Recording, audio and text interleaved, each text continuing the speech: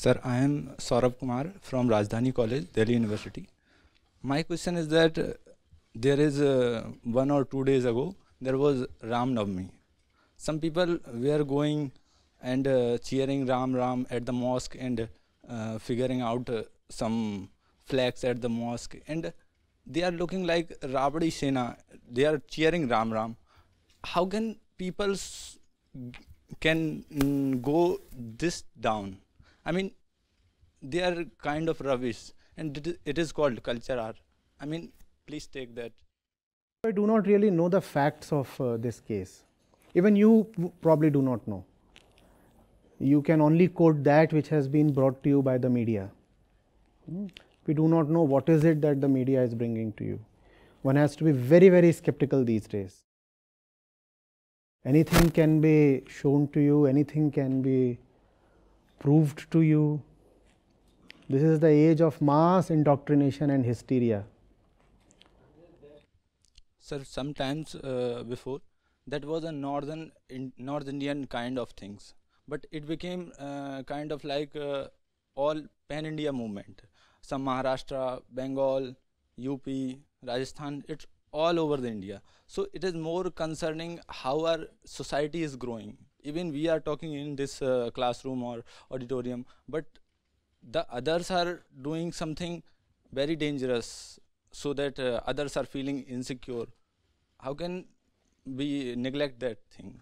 See, those who do all this, irrespective of the side they come from, it doesn't matter whether it's a Ram Navami procession or a Muharram procession or a Christmas gathering. Those who are doing this, think of where they are coming from. Think of the entire ecosystem that breeds such people and then also tolerates them. I'm asking you, had we been really different as a society, would you still have those incidents? Do we want to blame an event, or do we want to rather responsibly look at the entire ecosystem? Please tell me. Whatever they are doing is more or less, actively or passively, socially accepted. That's why they can afford to do what they do. Had they known that for displaying all kinds of perverse attitudes and behaviors in the name of religion, they would be socially ostracized, would they have still dared to do what they are doing? Make it even more personal. Let's say there is a rioter. Let's say there is a rioter. The police may not be able to locate his identity, either due to connivance or due to incompetence. The police might fail to know who that rioter is. But for sure, there are some people who definitely know who that person is. His wife knows. Does his wife not know? His kids know, his parents know, his friends know, or are even these people in dark? Right? Think of a situation where this fellow engages in an act of rioting and returns home and is disowned by his wife. Would he still manage to remain the kind of ignorant figure that he is? Please tell me. But just as family members partake in the bribe money that you bring home, they also partake in all kinds of toxic attitudes that we have. When a fellow accepts bribe, is it so that his family does not know of it? The fact is that the family willingly, happily enjoys the proceeds of the bribe. The fellow brings the bribe home, does he not? Similarly, the family very well knows the attitudes that a person is cultivating. And rioting, mind you, is also a bit of an economic activity. You don't just randomly riot anywhere. When you riot, you also loot. When you riot, often you also loot. Where do the proceeds of the loot go? They go to your house, right? The entire family is complicit, or is it not? That's why I'm talking of the ecosystem. It's not a person, it's an entire ecosystem. It's just that the active rioters become visible just as the tip of the iceberg becomes visible. Beneath that tip, there is an entire system that has upheld that tip, right? Else that tip would have disappeared. So we talk of the 10, 20 or 100 fellows that indulge in active rioting.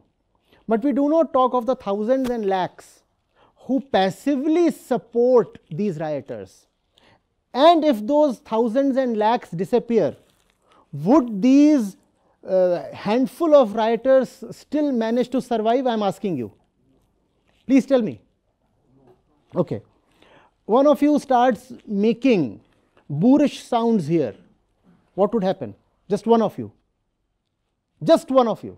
Just one of you starts making unpleasant sounds and starts distracting everybody. What is it that we'll immediately find? Let's say somebody at the back. If he does that, what would happen? Everybody would turn to the back and give him angry stares, right? So he will have to stop. Is that not so? That's the power of the ecosystem. That's the power of the ecosystem. This is a society. One person cannot go astray here. The entire feeling, the cumulative feeling of this body has to be corrupted for something seriously active to happen. Right? So there are one or two fellows at the back who start creating noises and making faces and doing things. And what will the rest of the hall do then? As shared members in the conspiracy, they will either just gently smile or they will pretend as if nothing has happened, right? Somebody throws something at the speaker from the behind, and the rest of the audience keeps sitting as if nothing has happened. What does that prove? Everybody is partaking in the conspiracy, correct? That's why I'm talking of the ecosystem. You are talking of the 5, 10, 20 or 100 people who engage in active violence. I'm saying behind that display of active violence, there is a lot of passive toxicity. And from where does that passive toxicity come to the society? It comes from a few nodes: TV, social media, some other places. When that toxicity is coming to you as a general member of the society, then you don't resist. But when there is arson and looting and murder and rioting, then you start saying, oh, why are these people actively fighting each other? They are fighting each other because of the content that is being beamed to you daily on national television and on social media. Now tell me, do we want to talk about the tip of the iceberg or the entire mass? And since all of us are responsible when that act of looting or rioting happens, therefore each of us has to turn to himself, herself and ask, why does this happen? Why does this happen?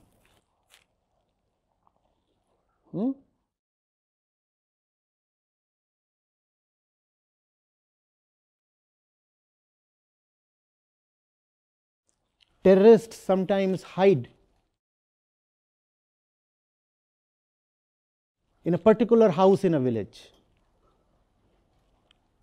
They cannot hide in that house if the rest of the village is not complicit. Right? Now, do you want to blame that terrorist, that house, or the entire village?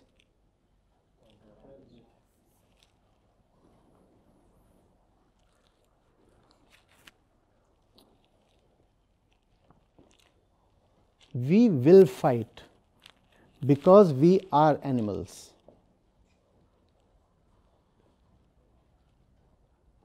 We require the enlightening effect of wisdom literature to transcend our animal disposition.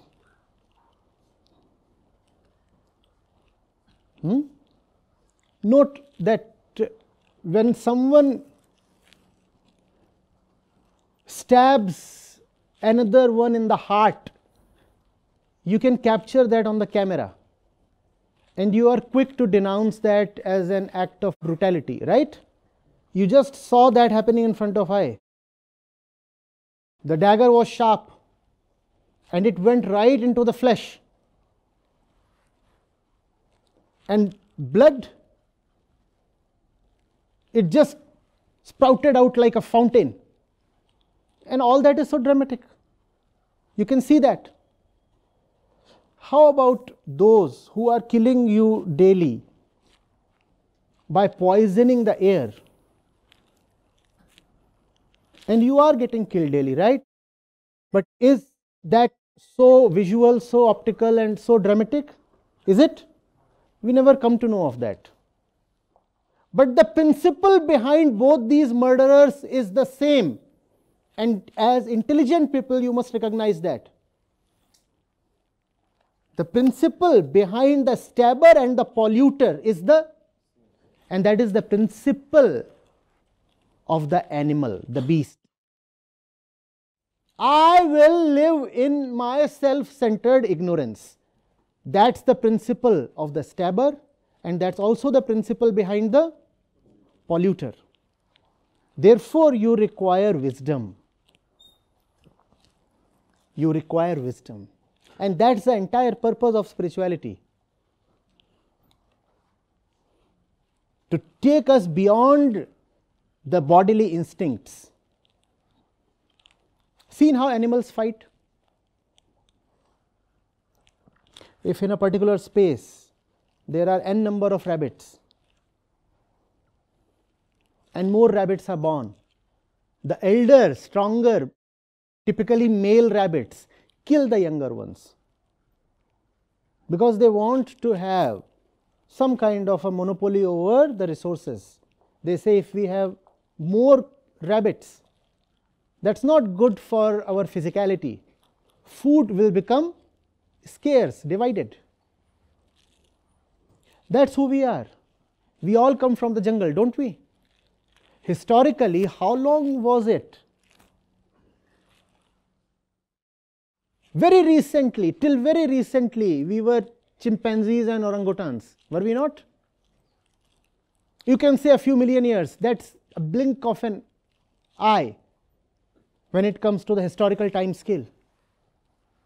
Till yesterday, we were in the jungle as beasts. So we share our basic instincts with the beasts.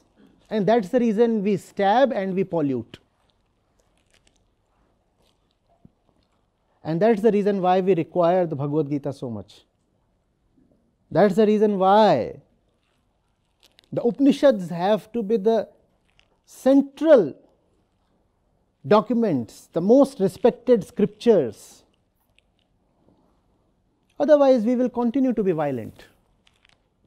Irrespective of whether you are a man, a woman, a religious person, an irreligious person, a devotee, an atheist, it does not matter. A Hindu, a Muslim, a Buddhist, a Christian, does not matter. You will continue to be violent.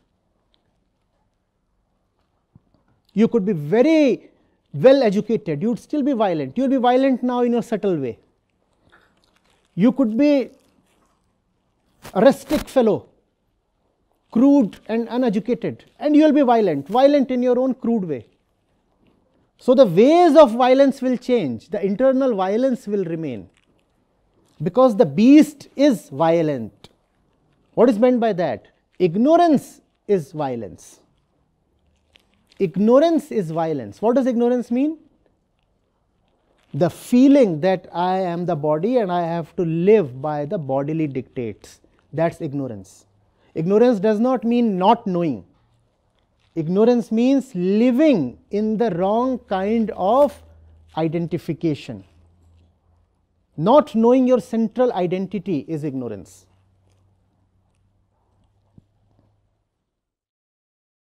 Are you getting it?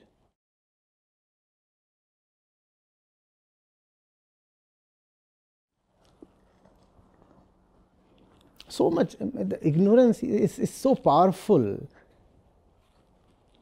It consumes even religion. You were talking of rioting in the name of religion. Do you know that more people have died in the name of religion than due to any other cause? You have to keep biological causes aside, and you have to keep mass extinctions aside. So we are not talking of cosmological events here. We are also not talking of things like the Black Plague here. We are talking of wars that human beings fight and the atrocities that they commit. More people have died in the name of religion than anything else. Think of the Crusades, the long wars between the Muslims and the Christians. If you study history, you will know how bloody they were.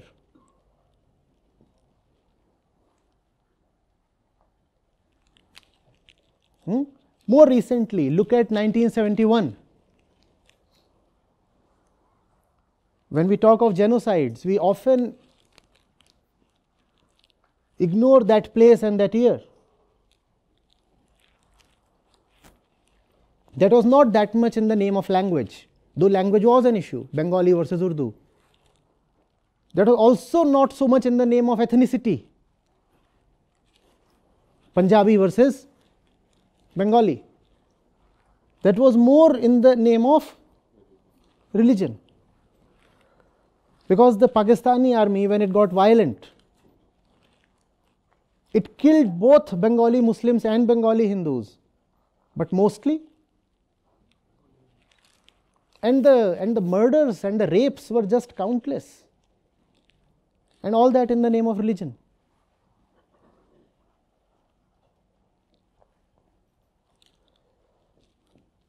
And it's not as if the so-called peaceful religions have not indulged in violence. Look at Burma. Look at Burma. Even the long struggle that you had in Sri Lanka was religious in some sense. Hindus versus Buddhists. Ignorance is so powerful and its appetite is so huge. It can consume even religion when the central purpose of religion is to defeat ignorance. That's Maya. That's Maya for you.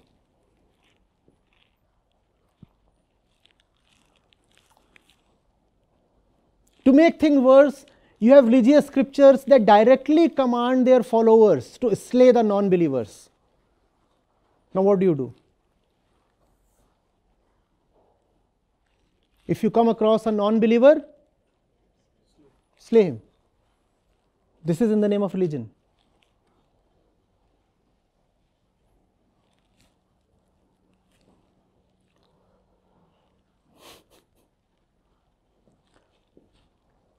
Even co-religionists fight with each other. They keep declaring each other as enemies of religion. So they say, we will ostracize you or declare you apostates and do all these things. Look at what happened to the Ahmadiyyas in Pakistan.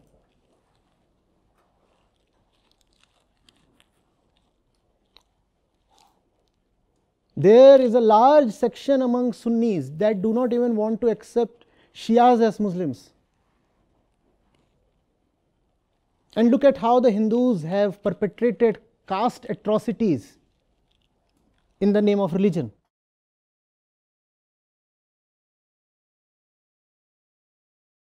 Till very recently, you had trouble in Great Britain.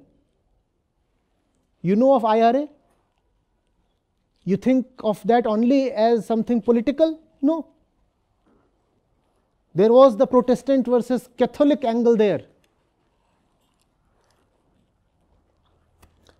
Throughout the world, note this statistic. It is very strange that the more religious a people are, the less educated they are, the poorer they are, and the more is the number of kids they beget. Maya ashames religion as well. This is hard data. The more religious you are, the less money will you have. The more religious you are, the less educated will you be. And the more religious you are, the more will be the number of kids you will have. And religion was supposed to be a liberating force. And this is what we have done to religion.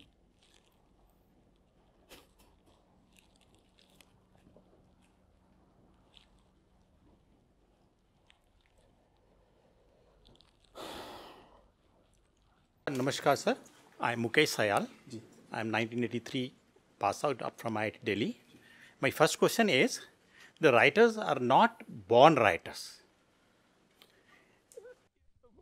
That is my feeling. Whatever I say is my feeling. Whatever we have seen so far, a writer is a writer when it is between two communities, well-defined communities. Everybody knows. I don't want to name them. The writer is a sannyasi when the third community takes out a similar position through the same street. Do you think there is a motivating force behind those writers to make them writers selectively and make them sannyasi selectively? That is my question. I didn't get the sannyasi angle. I'm sitting in my house. I find today X community. I will not name that community. I am from Y community. X community is taking out a procession through a street, through the same street. Then I am throwing stones on them. I am abusing their priests or whatever you name their religious persons and doing all sort of nonsense. So in that case, I am being motivated by somebody to become a writer.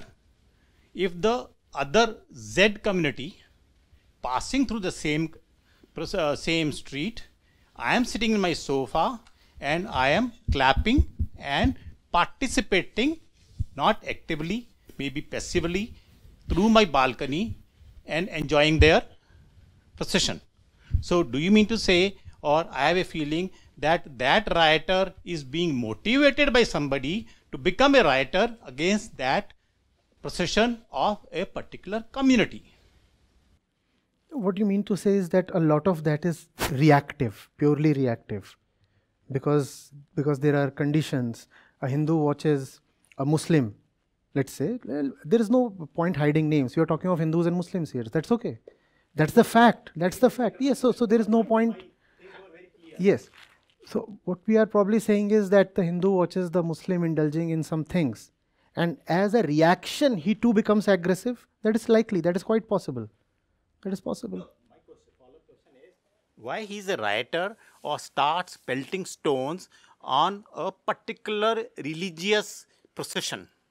If the similar procession passes through a different community, third community you are saying? Third community. Third community. He is enjoying that procession. He is enjoying that satsang being played there. He is enjoying the Shabad Kirtan being played. So you are then predisposed to oppose, obviously. No, but he is not born as a writer. You are conditioned. Motivated as a writer. You are conditioned. You are brought up. You are brought up. That's the role of the ecosystem we talked of. No? The kind of things we consume from the TV, from the family, from society. If continuously those things are present in the environmental and cultural elements, then obviously slowly something is being built up and if you are lucky, that will never explode.